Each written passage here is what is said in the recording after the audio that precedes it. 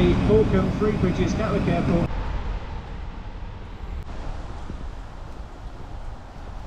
Hello, welcome to another Tweedy Outdoors video.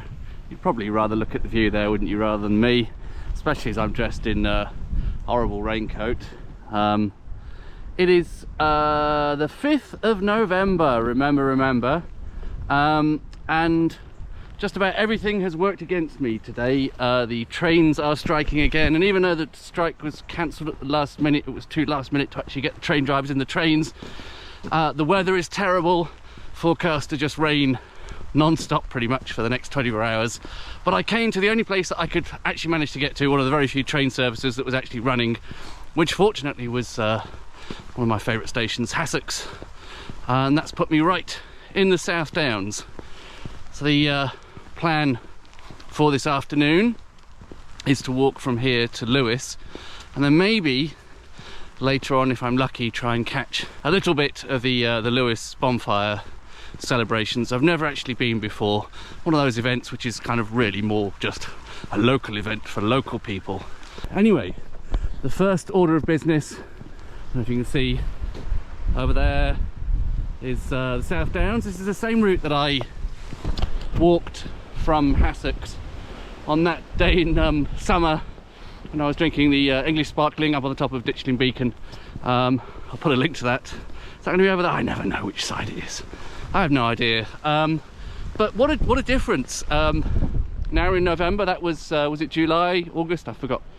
The summer anyway. And that day I was having to try and protect myself from the burning rays of the sun, whereas today it's quite a different problem. It's just incessant rain. But anyway, I just felt I had to be outdoors no matter what. Here I am. Underhill Lane, as previously mentioned, I am a big fan. I don't know if you can quite see the hill just the other side of that hedge. It's a lane under a hill.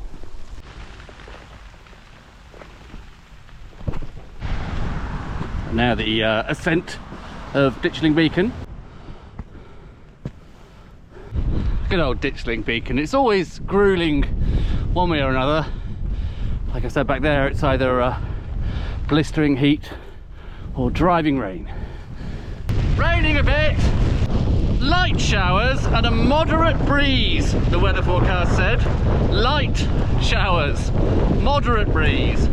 Light showers, moderate breeze.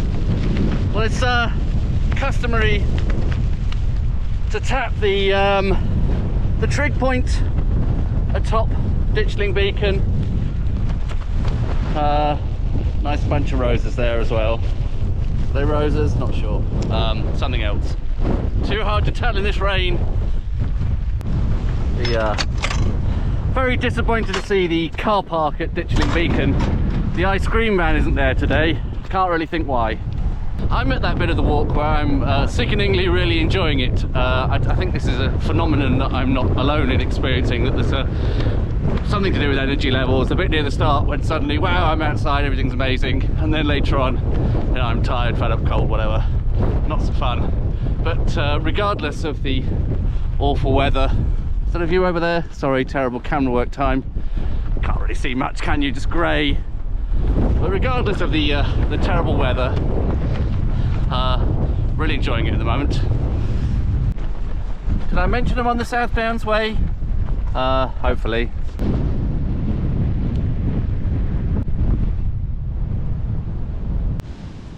King Alfred's cakes there. Oh, well, they look like giant spherical slugs on the tree. Good for fire lighting. This is the wooded bit on top of the hill called Blackcap. Well, the weather has become gratifyingly inclement again. I'm heading now down towards Lewes. Can't remember quite how long it is from here, but the idea is hopefully I can catch a bit of the bonfire celebrations, although it's kind of hard to imagine that's not going to be rather a damp squid. Yes, I know it's squib, given the weather this evening. And then the plan would be, in the dark and in the more rain later on and the cold, to head out of Lewes, try and find a place to camp. which already doesn't sound very appealing, but there you go. And that's this is what we have to work with this time of year. It is November. I don't know if you can see very well from here. Obviously all of that stuff would look better when it's on fire and it's not grey and miserable, but this is the edge of Lewes now, and that's where the Lewes Bonfire Society has its bonfire at I think this area is called Lamport Bottom, sort of one edge of Lewes. Well,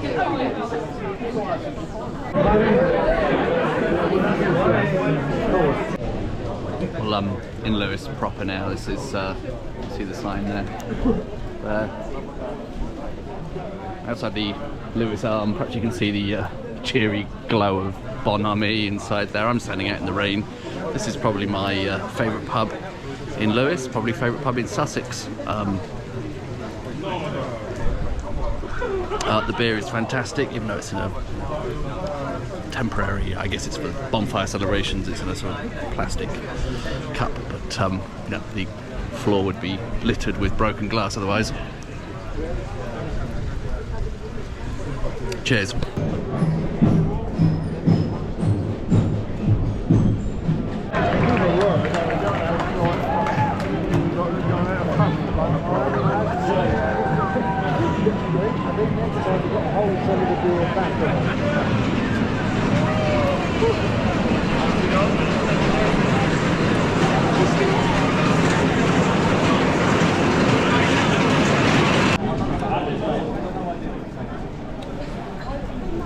Got some chips from that place, waiting for that procession to start.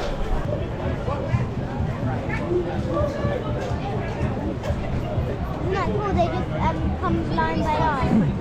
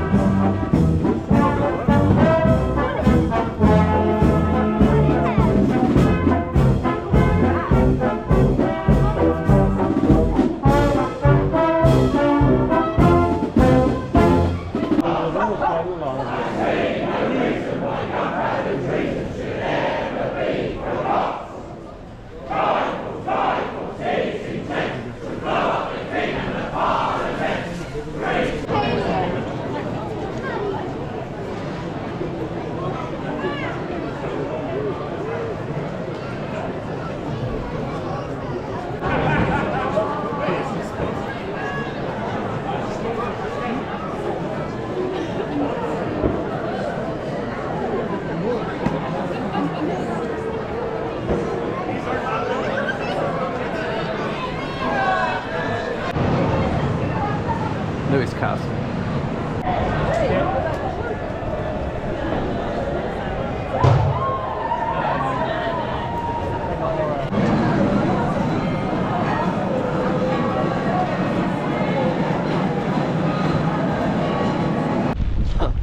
Can't see anything, can you? Can you see anything there? Probably not either. And you probably can't hear me. I've left Lewes now. I'm going to head back up onto the downs. Mildly inclement again. Good evening from a windy, rainy hilltop. I am just about prepared to concede, although I'm habitually a tarp person, just about prepared to concede that this is probably one of those situations where a tent would be better. I'm out with the DD Superlight Tarp S. Might have been better off if I'd just took on the extra bit of weight and bulk and brought the bigger size tarp. But, I mean, I'm just about staying dry here, but it's a bit cramped underneath, and it's not one of those nights where it's just the occasional shower now and again, so I'm mostly kept dry in the bivvy. Just need a bit of rain cover for my head. It's not one of those nights, it's gonna rain pretty much constantly, so yeah, at the moment this is the whole setup's not really appealing very much, but perhaps it'll get better if I do have any chance of drying out a little bit and maybe getting into the sleeping bag later. That's the awful tarp setup tonight. Ground sheet underneath is kind of staying dry, so I guess it's vaguely working. Sort of pegged down at the back. There's a ridge line of sorts, but it's not great. Terrible camera work, terrible lighting as always. Sorry. Well, it's about 3:30 AM, if you can see me there. It's wind and the rain have been pretty incessant, pretty strong now. Sorry about the terrible camera work. Tarp is just about holding up, but doesn't seem ideal. Well, good morning. It is just gone 5:30, I think, so about an hour until sunrise, and not really much in terms of first light, but yeah, I thought I might pack up and move on. Huh, there you go, no trace left. Not that you'd be able to see in this terrible lighting, but good. Right, I'm all packed up, and I think I'm going to head back to Hassocks. Back on the South Downs way, I think. Can't really read the sign.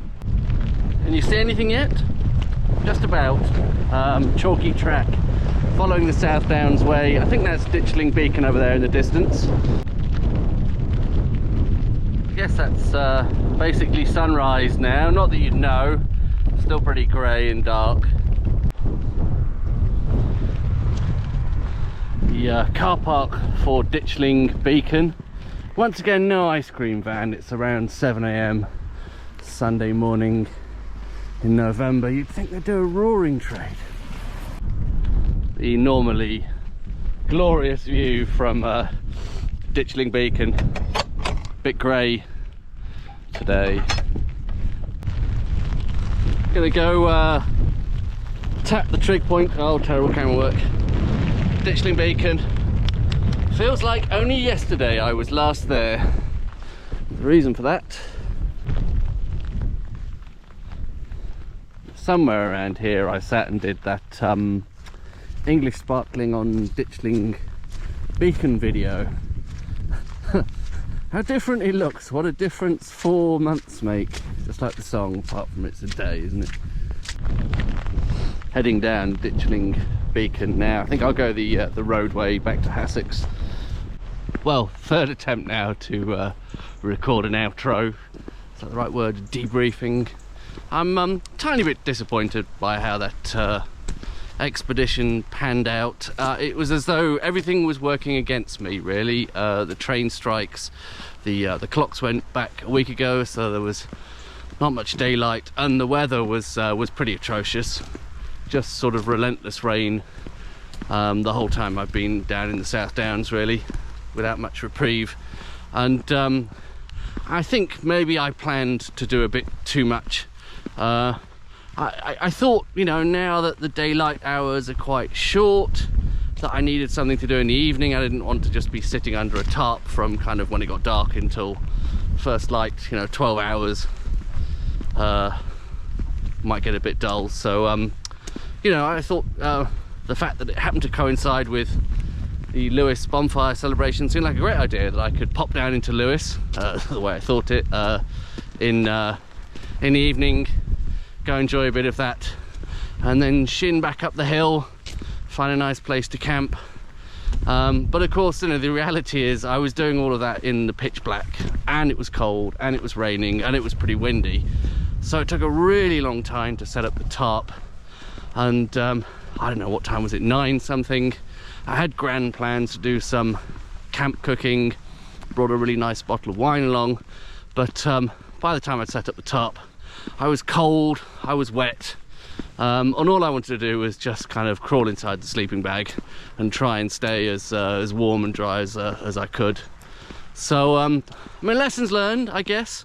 I think, as I probably mentioned in a previous bit of footage back there, I might finally concede that there is a time and a place for a tent rather than a tarp, and I think last night was probably the time and a place for a tent. It was you know, a combination of wind and rain. It just sort of whips under the tarp and gets you from every angle, and hard work, especially with a small tarp. So yes, anyway, sorry for the long bit of self-introspection there. I hope at least some of that was worth watching. Maybe I can save something worthwhile in the edit.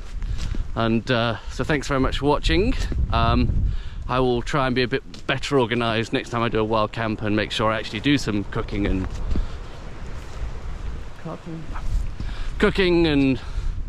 all the other stuff. But anyway, thanks for watching, and I'll see you on the next one.